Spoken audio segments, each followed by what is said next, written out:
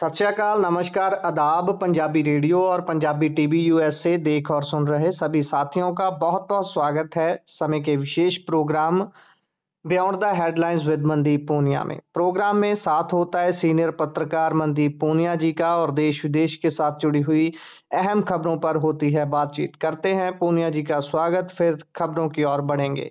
पूनिया जी, स्वागत है बहुत बहुत। जी नमस्कार, सत श्री अकाल, आदाब, शुक्रिया। सत श्री अकाल, आदाब। रुक करें खबरों का तो सबसे पहले बात संसद की कर लेते हैं।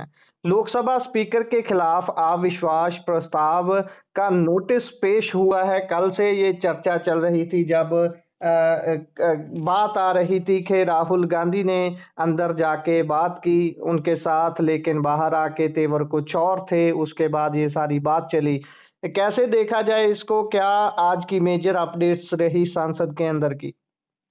बिल्कुल सही कहा। कल हमने इसके ऊपर खबर की थी और हमारी बात भी हो रही थी कि अविश्वास प्रस्ताव की आहट है और जो लोकसभा के स्पीकर हैं उनसे नेता प्रतिपक्ष यानी कि leader of opposition Rahul Gandhi संतुष्ट नहीं हैं। उनको लगातार बोलने नहीं दिया जा रहा है और वो लगातार कह रहे हैं कि जो स्पीकर साहब हैं वो उनका झुकाव सत्ता पक्ष यानी बीजेपी की तरफ ज्यादा है।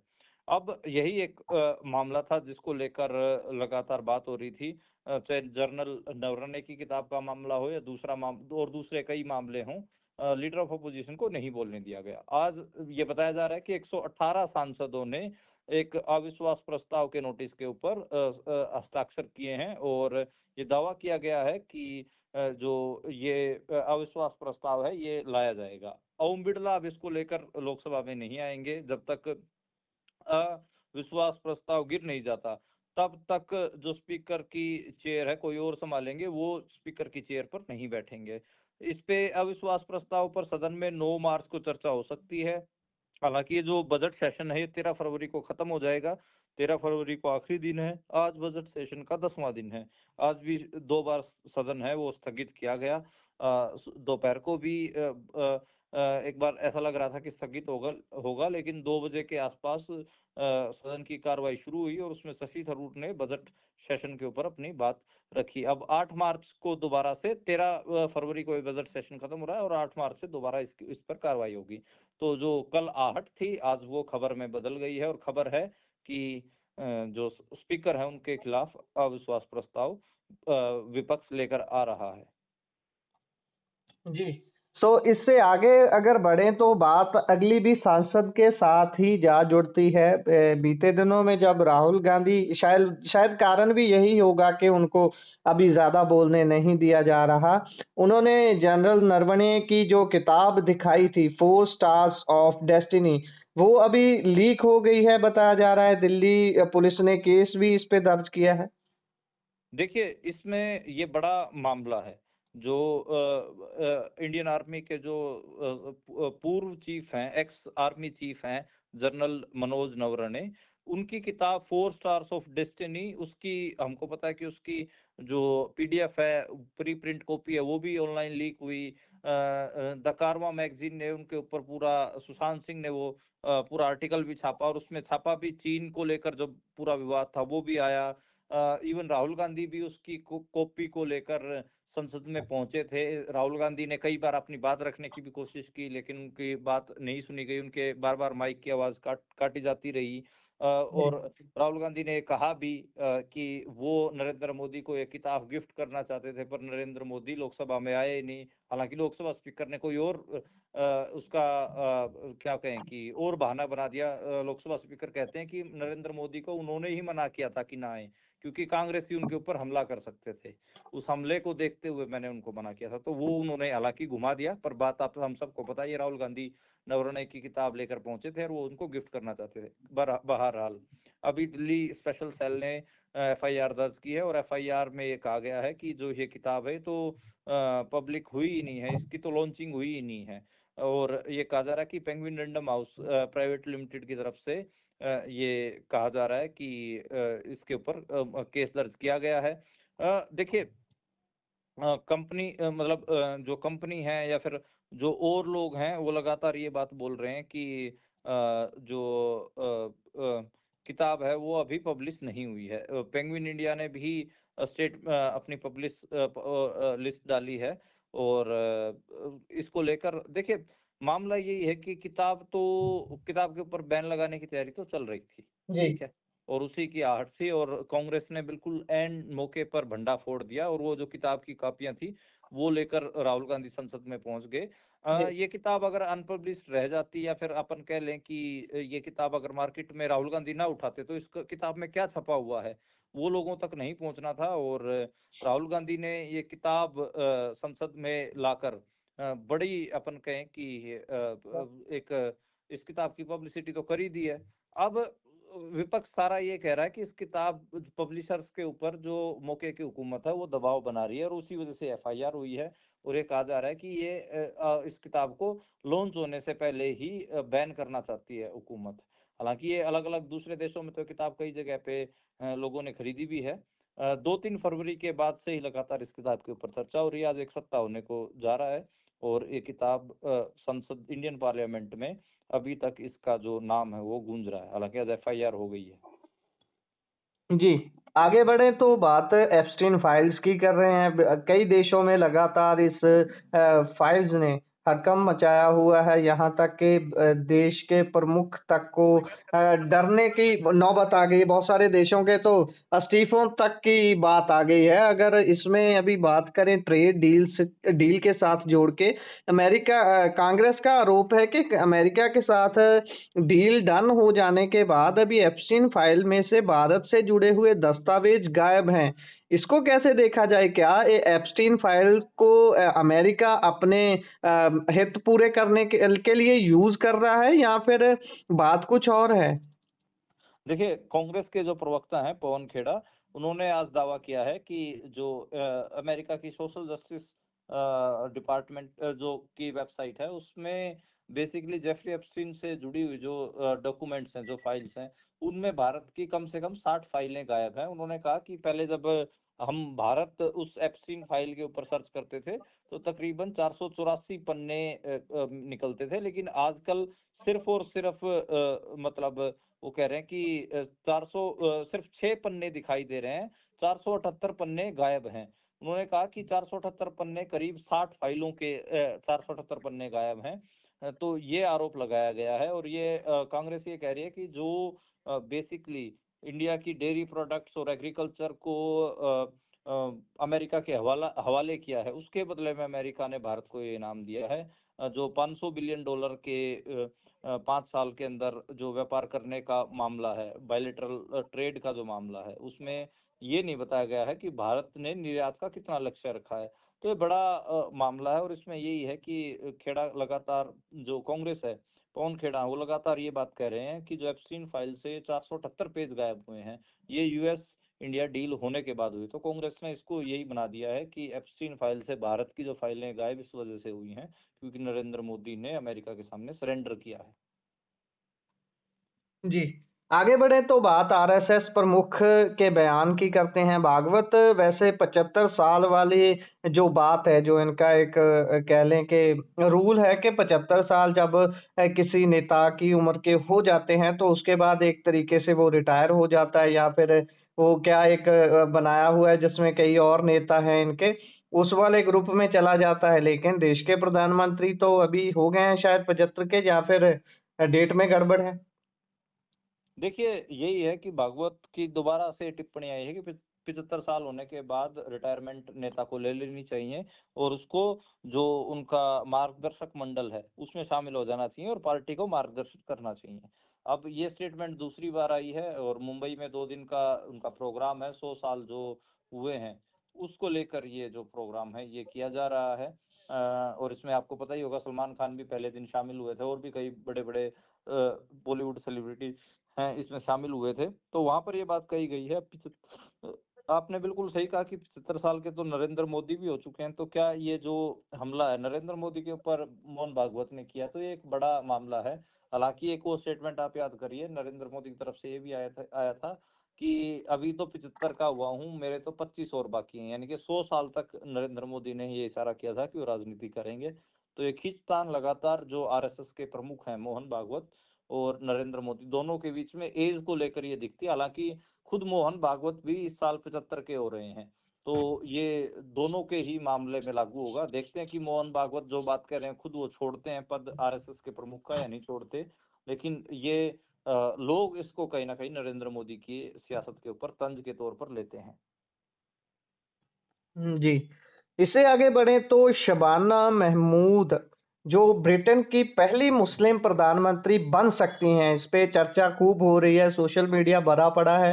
कौन है शबाना महमूद और इनका दाव कैसे लग सकता है कि या फिर सिर्फ इसको अटकलें ही माने? देखिए, एप्स्टीन फाइल का जब से विवाद चला उसमें पीएम स्टारमर की कुर्सी खतरे में है। देखो, कीर स्टारमर लगातार इस मामले में विवादों में घिरे हुए हैं। उनकी पार्टी के जो उनकी पार्टी लेबर पार्टी, उनके एक धड़े ने इस्तीफे की मांग कर दी है। अभी हालांकि जो स्टारमर हैं वो पद छोड़ने से इनकार कर रहे हैं, माफी वो मांग चुके हैं। मतलब ये एक बड़ी बात है कि कीर स्टारमर एप्स्टीन फाइल से जुड़े हुए मामले पे कहीं ना कहीं माफी मांग चुके हैं कि पीएम स्टारमर के जो सबसे भरोसेमंद सहयोगी थे और डाउनिंग स्ट्रीट के चीफ ऑफ स्टाफ थे मॉर्गन मैक्सविनी, उनको कहीं ना कहीं इस्तीफा देना पड़ा है। तो ये एक मामला है। अब लगातार ये बात चल रही है कि अगर कीर स्टारमर को इस्तीफा देना पड़ गया, जैसे कि उनके ऊपर उनकी पार्टी का ही एक धड़ा दबाव बना रहा है, तो दाव कश्मीरी मूल की शबाना महमूद का लग सकता है। वो जो पाकिस्तानी ऑक्यूपाइड कश्मीर है वहां पर एक जगह पड़ती है मीरपुर, वहां की रहने वाली हैं और वो ब्रिटेन की होम मिनिस्टर बनने वाली पहली मुस्लिम महिला हैं। तो कहीं ना कहीं अगर उनका दाव लगता है और प्रधानमंत्री बन जाती है तो मुस्लिम महिला प्रधानमंत्री बनने वाली वो पहली मुस्लिम महिला होंगी ब्रिटेन की। तो ये एक मामला है। और लगातार मैक्सविनी का भी बड़ा मामला है। और मैक्सविनी क्योंकि आप सबको पता है कि पीटर मंडेलसन का मामला हो या फिर मामला हो मैक्सविनी का, उसको लेकर जो सीधे आरोप लग रहे हैं वो कियर स्टारमर के ऊपर ही लग रहे हैं। और कियर स्टारमर को मतलब लगातार जो लेबर पार्टी के ही मेंबर्स हैं वो चुनौती दे रहे हैं। हालांकि 20% सदस्यों का समर्थन जरूरी है। अगर वो कियर स्टारमर को अगर हटाना है तो कम से कम 20 से 25% जो लीडरशिप है वो उनके खिलाफ खड़ी हो, तब कहीं ना कहीं उथल पुथल की स्थिति बन सकती है। और उसी उथल पुथल की स्थिति में 45 साल की शबाना महमूद का कहीं ना कहीं दांव लग सकता है। तो ये अटकलें हैं और ये लगातार आज दुनिया भर के बड़े बड़े वेबसाइट्स पे ये खबर प्रमुखता से रही है। जी। और उधर सीएम के विरोध पर एक नाबालिग को जेल हो गई, 12वीं कक्षा की परीक्षा छूट गई उसकी। ये कहाँ का मामला है? ये मध्य प्रदेश का मामला है। और मध्य प्रदेश में जो सीएम साहब हैं, सीएम आपको पता हो मोहन यादव वहां पर हैं और उनको काले झंडे दिखाने के लिए लोग गए थे। उसमें ये 17 साल का जो लड़का है ये भी गया था। और उसमें अभी तो मतलब इसका अंग्रेजी की परीक्षा भी थी 12वीं क्लास की, लेकिन इसको पुलिस ने उठा लिया और 8 फरवरी का मामला है। उसके बाद लगातार इसकी पूरी रात पिटाई भी हुई, उसके ऊपर केस दर्ज कर लिया गया। जो कलेक्टर थे वो उन्होंने काफी खुन्नस दिखाई और उस रात भर डंडों से पीटा, जेल में बंद रखा। अब जेल में भी रहा है। अब यही है कि इस प्रदर्शन के कारण हालांकि 40 से ज्यादा लोगों की गिरफ्तारियां इसमें हुई थी, 37 को जमानत दी गई है, 3 अभी भी जेल के अंदर हैं और तीनों को जमानत नहीं दी गई है। हालांकि नाबालिग को भी जमानत दे दी गई, पर पहली बात तो ये कि उसके ऊपर केस ही दर्ज क्यों हुआ और उसके पूरी रात पिटाई क्यों की गई। मतलब आप देखिए, वैसे तो डेमोक्रेसी में विरोध करने का पूरा हक है। अगर सीएम को काले झंडे दिखाने के लिए उस वहां के नागरिक चले भी गए तो उनके साथ एक उनको डिटेन करके शाम को छोड़ देना चाहिए था। भाई पुलिस उनको उठाती वहां से और पूरा दिन डिटेन रखती, शाम को छोड़ देते। एक तरीका यही होता। जनरली इंडिया में प्रैक्टिस भी यही है कि अगर किसी सीएम को कोई काले झंडे दिखाने चले जाए तो उसको पुलिस डिटेन कर लेती है। अगर जो लिबरल किस्म का चीफ मिनिस्टर होता है तो वो वहां पर गाड़ी रोक के जो काले झंडे दिखाने आए हैं कि भाई आपकी क्या डिमांड्स है, आप अपना मेमोरेंडम हमें दे दीजिए, हम आपकी मांगों के ऊपर विचार करेंगे, ऐसा कह के चला जाता है। मान लो बहुत ही अगर कहें कि नालायक मुख्यमंत्री है तो उस मामले में ये होता है कि वो जो काले झंडे दिखाने वाले हैं उनको वहां से भगा दिया जाता है, उनके थोड़ा लाठीचार्ज कर दिया जाता है, टीयर गैस छोड़ दी जाती है, ये ऐसा होता है। लेकिन ये तो महानालायक की कैटेगरी है कि आप 40 लोगों को गिरफ्तार कर ले रहे हो, उनके ऊपर केस लगा दे रहे हो, उनको जेल में भेज दे रहे हो, तीन लोगों को तो अभी भी जमानत मिली, और उसमें नाबालिगों को भी लपेट दे रहे हो, पूरी रात उन लोगों को पीटते हो पुलिस हवालात में डिटेन करके। तो ये काफी खतरनाक कहीं ना कहीं महानालायक वाली कैटेगरी है ये, जो ये मुख्यमंत्री हैं मध्य प्रदेश के। मध्य प्रदेश और उत्तराखंड, असम, ये ऐसे सूबे बनते जा रहे हैं भारत में जिनसे जो इस किस्म की लोकतंत्र को कुचलने की खबरें जो हैं वो सबसे ज्यादा आती हैं।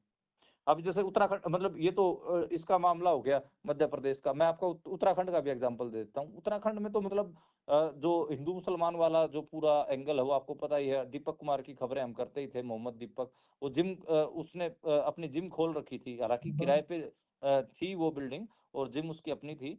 अब उसमें तकरीबन पहले 150 के आसपास मेंबर थे, अब उसमें 15-20 रह गए हैं लोग, उसकी मेंबरशिप छोड़ छोड़ के जा रहे हैं। तो ये कहीं ना कहीं नफरत के खिलाफ लड़ने का असर भी है उस इलाके में। और वहां पर आप देख ही रहे होंगे कि हम भी खबरें रोज देखते ही हैं कि जो पुलिस है, उत्तराखंड की पुलिस है, वो जो हमलावर थे और जो नफरती लोग थे बजरंग दल वगैरह के, उनका साथ दे रही है बजाय कि दीपक और उस बुजुर्ग मुस्लिम का।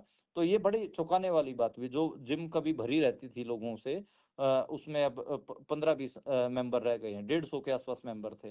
तो पहले तकरीबन 40-50 हजार की उस लड़के को इनकम थी, मतलब 40-50 हजार रुपये किराया देता था, और उसके बाद 40-50 हजार रुपये उसको बच जाते थे, लाख 1.25 लाख रुपए उसको इनकम थी। अब बात यही है कि ऐसा हो गया कि अब वो उस जिम का किराया तक नहीं दे पाएगा।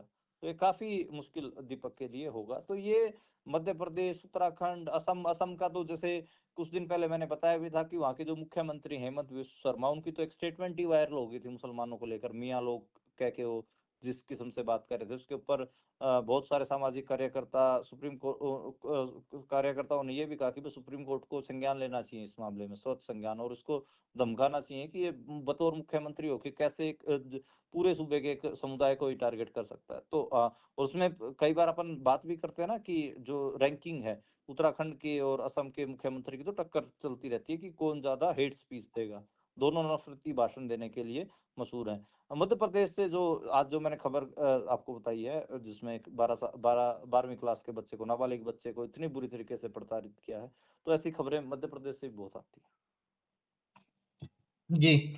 और इससे आगे बढ़े तो बात अब हरियाणा की करते हैं। हरियाणा में स्वच्छ भारत मिशन के लिए पैसा आया, पैसा भी मोटा, तकरीबन 100 करोड़ रुपया बजट ना खर्चने के कारण 20 अफसर चार्जशीट हो गए जी। देखिए ये बड़ा अजीब है। मतलब हालांकि हम नेताओं की नालायकी पे लगातार बात करते रहते हैं, लेकिन कई बार मैं इस बात की ओर इशारा करता हूं कि जो अफसरशाही है भारत में, जो कह सकते हो कि एक डीप स्टेट किस्म की जो चीज है, वो बहुत ज्यादा हावी है। मतलब ये जो अफसर हैं ये असल में सरकार चलाते हैं। कई बार हम बात इसके ऊपर कर चुके हैं, लेकिन आज देखिए एक नायाब मामला है, नायब सैनी की सरकार में एक नायाब मामला आया है। स्वच्छ भारत मिशन के तहत केंद्र सरकार से 100 करोड़ रुपए की राशि आई, लेकिन एक भी रुपया इन अधिकारियों ने खर्च नहीं किया। अब सरकार कह रही है कि इनके ऊपर भाई चार्जशीट करो, 20 अधिकारियों का नाम आ गया है, और इसमें जो शहरी निकाय विभाग है, यानी कि अर्बन जो बॉडीज डिपार्टमेंट है, उसकी बजट की मीटिंग में अब ये खुलासा हुआ है। इसमें सारे अधिकारी हैं, वो आपको सारे आईएएस एचसीएस अधिकारी हैं, और इनको लेकर अब मामला है। नायब सैनी ने कई बार सवाल भी पूछा मीटिंग में कि भाई ये 100 करोड़ रुपए आपने खर्च क्यों नहीं किए, बजट एंडिंग हो ही रही, आपको पता है 31 मार्च को ये फाइनेंशियल ईयर खत्म हो जाएगा। तो सारे के सारे जो अधिकारी थे, वो सारे बंदरों की तरह चुप रहे, मतलब बैठे रहे चुपचाप, कोई जवाब नहीं दे रहे। तो ये काफी मामला है। और ऐसे जो ये अधिकारी हैं, ये पत्रकारों को भी जवाब नहीं दे रहे हैं। आज मेरी कुछ पत्रकारों से बात हो रही थी, वो बता रहे थे कि वो लगातार मैसेज कर रहे हैं कि भाई आप इसके ऊपर कुछ बोले, कोई जवाब नहीं दिया जा रहा। तो ये बड़ा अजीब है। कई बार हम बात कर चुके हैं कि जो स्कीम्स इन अफसरों को अच्छी नहीं लगती हैं, उस पे ये कोई कान तक नहीं लगाते। अफसर उन्हीं की तरफ, स्कीम्स की तरफ ज्यादा बढ़ते हैं जिनमें इनको खाने को ज्यादा मिलता है, पैसा ज्यादा मिलता है खाने को। तो ये है मामला सर। इस देश में मतलब जो जुडिशरी है उसकी अपनी दिक्कतें हैं, अफसरशाही है, उसको लेकर कई बार हम बात कर चुके हैं। वो सबसे ज्यादा कहीं ना कहीं उसका एक दिखेगा आपको कि वो ज्यादा काम खराब करती है। नेता तो ठीक है, हम लगातार गालियां देते ही हैं नेताओं को, लगातार उनका क्रिटिसिज्म करते हैं, लेकिन नेताओं से ज्यादा अगर मैं कहूँ कि ज्यादा इस जो खराबी के आपको भागीदार दिखेंगे वो अफसर दिखेंगे। जी, इससे आगे बढ़े तो बात अमृतपाल की करते हैं। फाजिल्का का अमृतपाल जो अपने खेतों में काम करता करता इतना आगे निकल गया कि वो पाकिस्तान की टेरिटरी में घुस गया और उसको वहां पाक रेंजर्स ने पकड़ लिया। अभी उसका भारत लौटने का कोई है जुगाड़, हो सकता है कोई? देखिए, फाजिल्का जिले के जलालाबाद का ये मामला है। वहाँ पे खैरे की लत उताड़ गांव का ये अमृतपाल सिंह था और इनका जो गांव है ये बिल्कुल बॉर्डर के ऊपर ही पड़ता है। बिल्कुल आपने सही कहा कि वो खेत में काम करने गए थे और उसको उसको पाकिस्तानी रेंजर्स ने पकड़ लिया था। उनके पिता की पाकिस्तानी जेल में जब वो बंद है, उनके बेटे अमृतपाल, उनसे बात हुई है, 20 मिनट बात हुई है। उसमें अमृतपाल ने बताया कि उसकी एम्बेसी क्लियर हो गई है और ये कहा जा रहा है कि अब वो भारत लौटेगा। पारिवारिक सदस्य अमृतपाल के वापस आने की तैयारी कर रहे हैं। वो बेसिकली खेत में कीटनाशक दवा जो होती है जिसको हम रेस स्प्रे करते हैं, रेस स्प्रे करने के लिए वो गया था और पाकिस्तान गलती से चले गया था। अब पिछले 1 साल से वो जेल के अंदर है। 21 जून 2025 का मामला है। ये वही टाइम पीरियड था जब आपको ध्यान हो ऑपरेशन सिंदूर की पूरी गर्मी थी। अगर ये ऑपरेशन ऑपरेशन सिंदूर के तुरंत बाद का मामला ना होता, फिर तो ऐसा भी हो सकता था कि महीने 10-15 दिन में ही उसको छोड़ दिया था। अब 1 साल के आसपास उसको समय लगेगा। 50,000 रुपए का जुर्माना भी लगा है। 1 महीने की कारावास कोर्ट ने सुनाई थी। अब जो रिहाई की खबर आ रही है, कहीं ना कहीं उससे जो परिवार है उसमें एक संतोष है कि उनका बेटा वापस आएगा।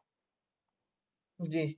और उधर बीजेपी और श्रोमणी अकाली दल के गठबंधन की चर्चाएं तेज हो गई हैं। आज खासा वायरल हो रही थी तस्वीरें के ब्यास डेरा प्रमुख भी नजर आ रहे थे उस रैली में। देखिए, श्रोमणी अकाली दल और भाजपा के गठजोड़ को लेकर चर्चाएं हैं वो लगातार तेज हो ही रही हैं। उसमें मामला यही है कि आज फिरोजपुर में जो पंजाब के गवर्नर थे उनके द्वारा नशा मुक्ति को लेकर पद यात्रा निकाली गई, जिसमें श्रोमणी अकाली दल के प्रधान सुखबीर बादल और बीजेपी के जो कार्यकारी प्रधान है अश्विनी शर्मा वो शामिल हुए। इस यात्रा में बाबा जो डेरा ब्यास के बाबा गुरिंदर सिंह ढिल्लों हैं वो भी मौजूद रहे और विक्रमजीत सिंह मजीठिया उनसे मिलने के ब्यास पहुंचे भी। तो ये एक मामला रहा। इस सारे आज दिन में जैसे सुखबीर बादल और कार्यकारी प्रधान बीजेपी के अश्विनी शर्मा उनका एक रैली में होना, पद यात्रा में पहुंचना, गुरिंदर सिंह ढिल्लों से मिलने के लिए विक्रमजीत सिंह मजीठिया का जाना और उस मुलाकात के बाद कहीं ना कहीं एक ये भी दिखा कि विक्रमजीत सिंह मजीठिया भी पत्रकारों से बात करते हुए दिखे। पत्रकारों ने सवाल भी किया विक्रमजीत सिंह मजीठिया को कि भाई आप 7 महीने जेल में रहे हैं, अब बाहर आए हैं, अकाली दल अगले साल चुनाव में जाएगा, तो क्या आपको लग रहा है और क्या बीजेपी और अकाली दल का गठबंधन होगा या नहीं होगा? ये सवाल आया तो उन्होंने कहा कि ये चीजें सड़क पर तो नहीं बताई जा सकती, लेकिन आपसे कुछ छिपा भी नहीं है। जब होना है तो आपसे होने से पहले ये आना है। यानी कि उन्होंने कहा है कि मतलब एक इशारा किया है कि अभी सड़क पे तो मैं क्या जवाब दूं, लेकिन ये जो अलायंस है ये होगा। बहुत सारी जो मीडिया की फुटेज आपने देखी होंगी जिसमें डेरा ब्यास के प्रमुख गुरिंदर सिंह ढिल्लों की फुटेज भी आपने देखी होंगी। देखिए, पंजाब के जो हालात हैं वो हम सबको पता ही है, लेकिन गवर्नर जिस हिसाब से एक्ट कर रहे हैं पंजाब में वो भी आपको और हमको पता ही है, क्योंकि वो बीजेपी से जुड़े रहे हैं और बीजेपी के अकॉर्डिंग ही वो चल रहे हैं, मूव कर रहे हैं। उनकी स्टेटमेंट, उनकी अभी पीछे मुख्यमंत्री से जो टकराव के मामले भी थे वो सारा तो है ही है। खैर, अब अकाली दल के साथ अगर बीजेपी का अलायंस होता है तो उसमें ये देखना होगा कि सीट शेयरिंग कैसे रहेगी। क्या अकाली दल जिस हिसाब से पहले पास्ट में जितनी ज्यादा सीटें क्लेम करता था, क्या उतनी सीटों के लिए बीजेपी कंफर्टेबल दिखेगी? क्योंकि बीजेपी का भी अपना साइज बड़ा है। बीजेपी का जो 18% जो वोट वोट शेयर आपको लोकसभा में दिखा, इस वजह से बीजेपी भी ज्यादा सीटों की डिमांड करेगी। तो ये सारा मामला है। लोकसभा के दौरान भी ये पूरा नैरेटिव चला था लोकसभा चुनाव से पहले कि बीजेपी और अकाली दल का अलायंस होने जा रहा है पंजाब में, लेकिन उसको ब्रेक तब लगी जब किसान आंदोलन 2 खनौरी बॉर्डर और शंभू बॉर्डर पर शुरू हुआ। उसके बाद वो ब्रेक लग गई क्योंकि अकाली दल का जो रूरल वोटर है, खासकर जो किसान वोटर है, वो उससे नाराज था, तो ब्रेक लगी। हालांकि प्रेम सिंह चंदू माजरा और जो ऐसे जो अकाली लीडर थे जो चुनाव में भी गए, जीत नहीं पाए। उनकी अगर आप देखेंगे ना तो वो कहाँ से सुखबीर बादल की प्रधानगी से नाराज या मायूस हुए, तो उनका वही आपको दिखेगा कि वो अकाली दल का बीजेपी के साथ अलायंस ना होना एक मेन कारण है। कई लोग इसका आंकड़ों से भी एनालिसिस करते हैं। कई लोग बोलते हैं कि अगर बीजेपी और अकाली दल का अलायंस होता तो जैसे लुधियाना की सीट है वो बीजेपी जीत सकती थी, फिरोजपुर की सीट अकाली दल जीत जाता, ऐसे करके पूरा एनालिसिस होता है। और ये बताया जाता है कि तकरीबन 5 से 6 सीटों के ऊपर पंजाब में अलग सूरत हाल होने थे। जैसे पटियाला की सीट का भी जिक्र आता है कि पटियाला की सीट भी बहुत हद तक जो बीजेपी अकाली के खाते में जा सकती थी। तो ये सब का मामला है, क्योंकि पंजाब में कई सीटें ऐसी थी जिनका जो मार्जिन था वो बहुत कम रहा है। तो देखते हैं अब कि अब जो ये अलायंस की खबरें हैं पंजाब विधानसभा के, क्योंकि अभी तो 1 साल है, अब फरवरी 2027 में जो चुनाव होंगे, अभी हम बात कर रहे हैं इस बुलेटिन में आज तो 10 फरवरी 2026 को बात कर रहे हैं। 10 फरवरी 2000 जो 22 थी उस दिन, आज ही के दिन मतलब पंजाब में चुनाव हुए थे विधानसभा के। 4 साल पूरे कर चुकी है सरकार। हालांकि आज बात तो ये करनी चाहिए थी कि 4 साल पंजाब सरकार के कैसे रहे हैं। खैर, बात हम अकाली और बीजेपी अलायंस की कर रहे हैं, ये भी अपनी बात है। मेरे को मतलब अगर फिर भी जाते जाते 1 मिनट मुझे बोलना हो पंजाब में आम आदमी पार्टी की सरकार के ऊपर, तो काफी उम्मीदें थी लोगों को। जैसे जिस हिसाब से एक नारा बहुत पॉपुलर चला, बदलाव होगा बदलाव होगा, वैसा बदलाव तो नहीं पेश कर पाए। जो आम आदमी पार्टी के जो एमएलए हैं वो मुकाबलतन कमजोर एमएलए साबित हुए हैं। उनकी थानों में या डिस्ट्रिक्ट हेडक्वार्टर्स पे उस हिसाब से नहीं चलती है। लोग तो बोलते हैं कि तो किसी काम के नहीं है, वो एक मामला है। कई सारे एमएलए के ऊपर भ्रष्टाचार के आरोप भी लगे। लोगों ने कहा कि भ्रष्टाचार आंदोलन से निकली हुई पार्टी के जो कार्यकारी जो एमएलए हैं वो भ्रष्ट हैं। बहुत बार टैग भी लगे कि भाई पुलिस स्टेट जो पुलिस है वो बहुत स्ट्रोंग है, सरकार से ज्यादा कहीं ना कहीं पुलिस ज्यादा स्ट्रोंग दिखती है। उसके बाद कई बार आरोप लगे कि बीजेपी और आम आदमी पार्टी इकट्ठा काम कर रही है। 2024 में जो किसान आंदोलन 2 शुरू हुआ था उसमें जैसे हरियाणा पुलिस और पंजाब पुलिस ने बहुत सारी जगह पे ज्वाइंट ऑपरेशन किए किसानों का आंदोलन दबाने के लिए, तो तब भी लगा कि हाँ कुछ इनकी साठगांठ है। और भी कई ऐसे इश्यूज आए जिनको जब बहुत सारे सवाल भगवंत मान पे और सरकार के ऊपर उठे। जैसे जो बुलडोजर योगी आदित्यनाथ जिस हिसाब से यूपी में कर रहे थे बुलडोजर जस्टिस, उसी को ही कॉपी करने की कोशिश पंजाब में हुई। उसके लॉ एंड ऑर्डर को लेकर तो हालांकि काफी क्रिटिसिज्म भी हुआ कि पंजाब में बहुत सारी जो गैंग्स हैं वो ऑपरेट कर रही हैं। छोटे मंडी के जो बाणिये हैं, व्यापारी हैं, उनको बहुत सारी प्रोटेक्शन मनी के लिए थ्रेट कॉल आती हैं। ये सारा पूरा नैरेटिव चला। तो ये रहे हैं। हालांकि जो बाय इलेक्शंस हुए हैं अभी तक पंजाब में, उनमें जो आम आदमी पार्टी है वो सफल रही है। सिर्फ एक बाय इलेक्शन को छोड़ दें, जो बरनाला वाली सीट है जो कांग्रेस ने जीती, काला ढिल्लों जीता, उसके अलावा तो जितने भी बाय इलेक्शन हुए सब में आम आदमी पार्टी ने सफलता हासिल की है। तो वो एक इलेक्शंस के नजरिए से सफलता दिखती है। लोकसभा चुनाव में हालांकि आपको पता है सिर्फ 3 सीटें ही आम आदमी पार्टी हासिल कर पाई। जो दावा था वो 8 से 10 सीटें हासिल करने का था, वैसा नहीं हो पाया। जो राज्यसभा की सीटें हैं वो उन पे जिस किस्म के जो कैंडिडेट्स को राज्यसभा चुनकर भेजा गया उस पे भी बहुत सारे सवाल उठे कि भाई आप बिजनेसमैन को भेज रहे हैं उनसे पैसे लेकर। इवन जो लवली प्रोफेशनल यूनिवर्सिटी वाला मित्तल है या और भी कई जो इन्होंने राज्यसभा के लिए चुने, तो बहुत सवाल उठे कि ये पैसे देकर कहीं ना कहीं ये राज्यसभा सीटें गई हैं। ऐसा विपक्ष ने बहुत बार आरोप लगाया।